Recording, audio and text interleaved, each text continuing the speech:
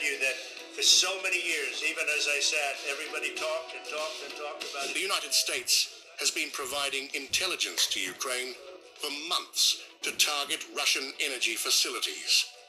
The Financial Times reported, in a joint effort to weaken the Russian economy and pressure President Vladimir Putin to the negotiating table. US intelligence has helped Kyiv strike key energy assets far beyond the front line, assisting with route planning, altitude, timing, and mission decisions so long-range drones can evade Russian air defenses. A US official said Ukraine selected the targets and Washington then provided intelligence on the site's vulnerabilities. Ukrainian President Volodymyr Zelensky said he had a positive and productive call with US President Donald Trump. We discussed opportunities to bolster our air defense, as well as concrete agreements that we are working on to ensure this. There are good options and solid ideas on how to truly strengthen us. The Kremlin voiced deep concern over escalation. Spokesperson Dmitry Peskov told Russian state television, "The topic of Tomahawks is of extreme concern. Now is really a very dramatic moment in terms of the fact that tensions are escalating from all sides. Just imagine, a long-range missile is launched and is flying, and we know that it could be nuclear. What should the Russian Federation think? Just how should Russia react? Military experts overseas should understand this." President Vladimir Putin said Tomahawks cannot be used without US military involvement, and any supply would trigger a qualitatively new stage of escalation. In Kyiv, Zelensky is threatening to hit Russia with Tomahawks, almost like the Kremlin, but not the Soul. It all depends. And there's even talk of this being some form of blackmail. They don't want to show off either. There's a lot of showing off here. Our response is to strengthen the Russian Federation's air defense system.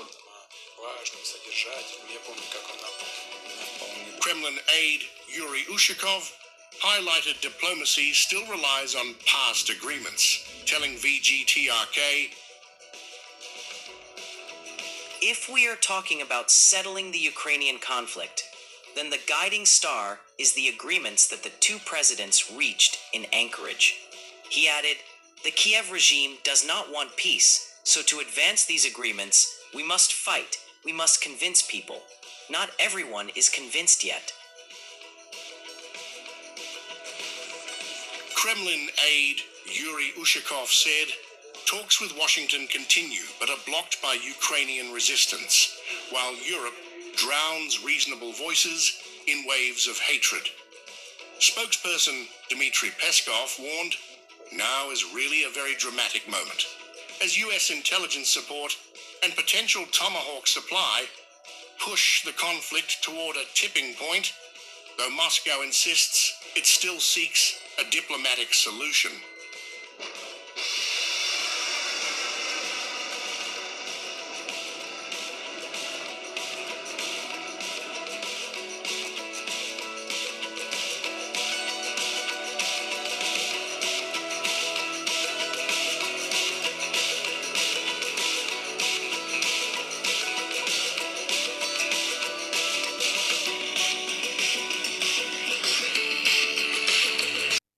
Afghanistan and Pakistan traded fire across the border, escalating tensions after an alleged airstrike hit Kabul earlier this week.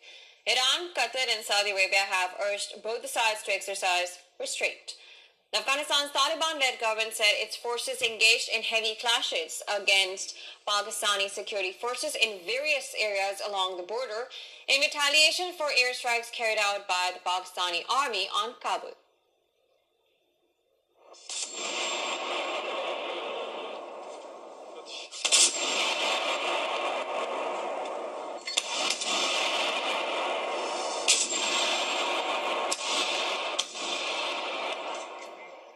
Unconfirmed reports citing Afghanistan's Ministry of Defense claim that Taliban-led forces have captured multiple Pakistani army outposts along the Duran Line, including in the volatile Kunar and Helmand provinces. According to the Afghan Defense Ministry, Pakistani sides, facilities, and equipment were destroyed in the attacks. There were also unconfirmed reports claiming casualties on both sides. Radio Pakistan citing security forces said that the attacks took place at some 6 locations along the border. Now, Taliban officials from several border provinces, including Kunar, Nangarhar, Paktia, Khost, and Helmand provinces, confirmed that the clashes were ongoing. Later, Taliban Defense Ministry spokesperson said that the successful operations had ended at midnight. He warned Pakistan that if it violates Afghanistan's territory again, Afghanistan's armed forces will respond firmly. A press conference is scheduled later today regarding recent events. Pakistani Minister of Interior, Mohsin Naqvi, called the Afghan attacks unprovoked and said that Pakistani forces were responding with a stone for every brick. A senior official from Pakistan's Khyber Pakhtunkhwa province said that Pakistani forces responded with heavy fire and shot down 3 Afghan quadcopters suspected of carrying explosives. On Thursday, 2 explosions were heard in Afghan capital and another in southeast of the country. The following day, the Taliban-run Defense Ministry blamed the attacks on Pakistan, accusing its neighbor of violating its sovereignty. Islamabad did not confirm that it was behind these attacks, but called on Kabul to stop harboring the Pakistani Taliban on its soil. Iran has urged its neighbors Afghanistan and Pakistan to exercise restraint amid ongoing clashes. Top diplomat Abbas Araghchi said that stability between the countries contributes to regional stability. Qatar and Saudi Arabia have also expressed concerns over escalating tensions. The latest clashes come as both sides are engaged in war of words. Islamabad accuses Afghanistan of failing to expel militants who used Afghan territory to launch attacks on Pakistan, an accusation denied by authorities in Kabul. Pakistani Defense Minister Khwaja Mohammad Asif told Parliament on Thursday that several efforts to convince the Afghan Taliban to stop backing the TTP had failed, issuing a warning that Pakistan will not tolerate this any longer. Asif has also accused its other neighbor, India, of using Afghanistan to target Pakistan. Incidentally, these clashes are happening when Afghan former Minister Amir Khan Muttaqi is in India.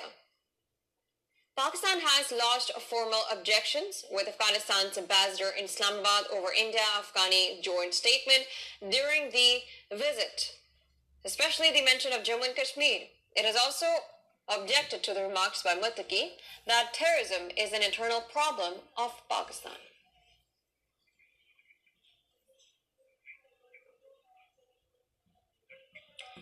Now, earlier we were joined by Lieutenant Colonel Daniel L. Davis from Sterling in Virginia, and this is what he had to say on the latest escalations.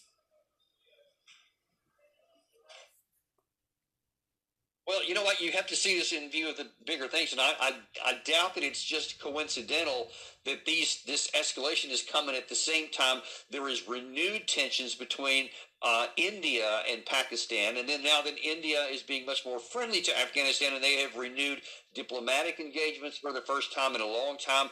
I can't imagine that those things are not connected. So the more friendly India and Afghanistan get, I think that's going to raise the concerns and the fears on the Pakistan side, and I'm afraid these things could continue to escalate. And we can't lose sight of the fact that Pakistan does have a huge terrorism problem inside of its, I think it's called the Khyber Pakhtunkhwa province and in Baluchistan. Lots of violence that they have not been able to get hold of, and it looks like they're looking for any kind of solution, even if it's on the other side of the border.